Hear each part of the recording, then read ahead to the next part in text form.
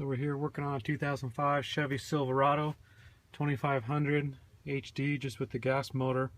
But that doesn't matter. We're here to talk about blend door actuators.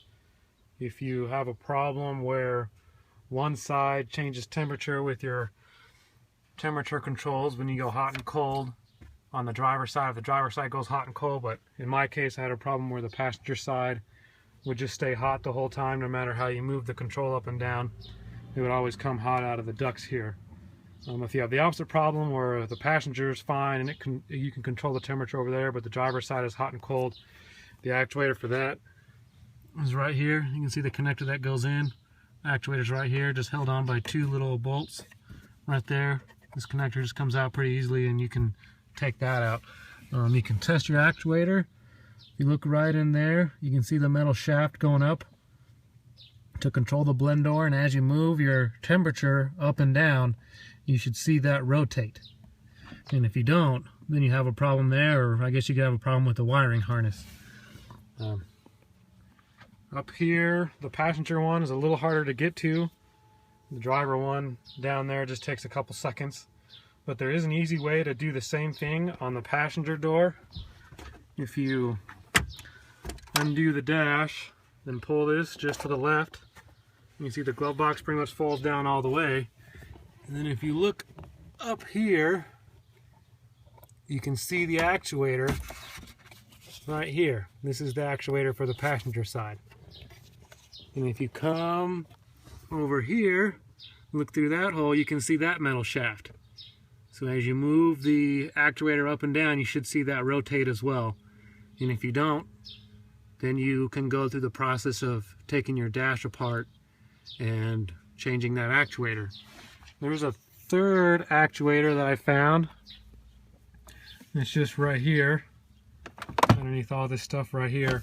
But that just seems to control whether or not your recirculation works or not. Every time I hit that button, I could see that actuator move. So that's if you have a recirculation problem, you can change that one out instead. I haven't looked for any more because I've fixed my problem. I don't know if there's any more, and I don't really care.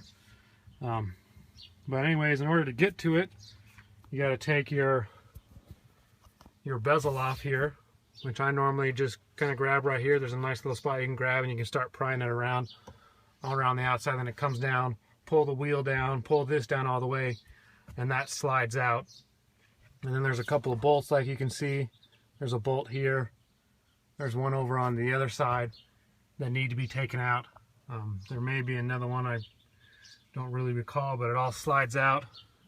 And then on each side, on the driver's side and the passenger side, there's a screw here, a screw here. You have to take out this air vent.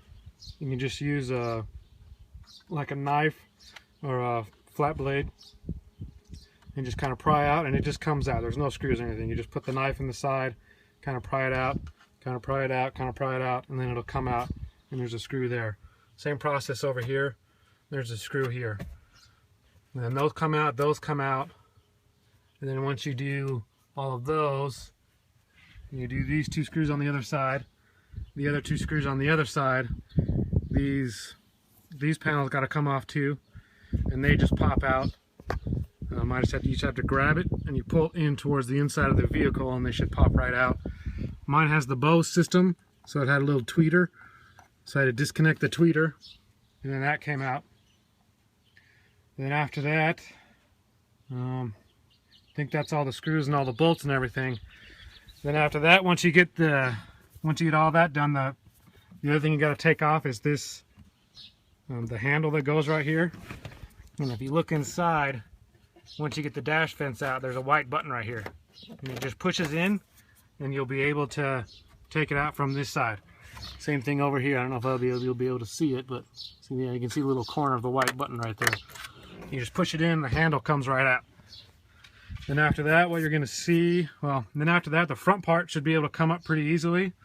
And then the back part, it kind of locks into these little white plates right here, kind of.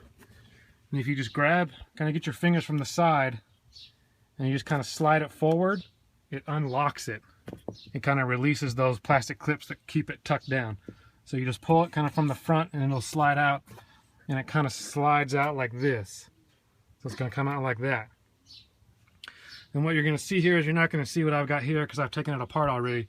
You're going to see a metal bar that goes across almost the whole length of the vehicle. And you can see it, you know, one place where it bolts in is right here, bolts in right here, it bolts in right here as well, bolts in right here, you know, bolts in right there. And there's a couple other little various places that it bolts. But once you get that done, you should be able to take down these, for the defrost vents, these little ducts. There's one on each side. You can see the one over there. You just take those little ducts out, and then you should be able to wiggle this piece. You can see I can kind of wiggle it. There was another guy on YouTube. He took a Sawzall and he cut this in half so that he could get access to the motor that's down there. But I didn't really want to do that. And if you can kind of actually just grab it. See how I can move it up like that? And you can kind of push it back and up, so it goes back and up like that. And it will give you enough space so that you can change that actuator. You can just go get an actuator from, I got mine from Cragen. You can get it from O'Reilly, well, same thing, but you can get it from AutoZone too.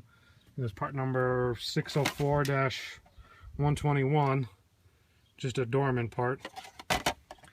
And then they do have a little warranty thing here that tells you how to kind of put it on.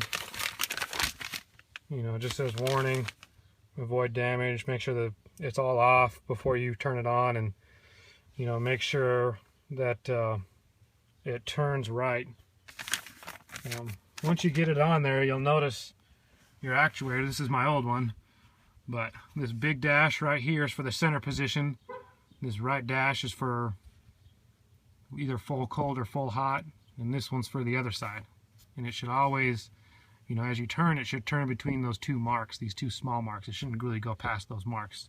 Just want to make sure that is. I was able to take this apart and figure out why it went bad. As you can see, that gear right there is cracked, and every time it would spin around and get around to that gear, it would either open up too much and it wouldn't be able to spin correctly. I did think about gluing it closed, but I didn't want to have to do this all over again, so I figured I'd just get a new one. Maybe you can get a wheel online somewhere from some pulley store or gear store or something like that, and maybe you can replace that. And now I'm just going to put everything back together, but that should be a pretty simple explanation on how to get it all apart.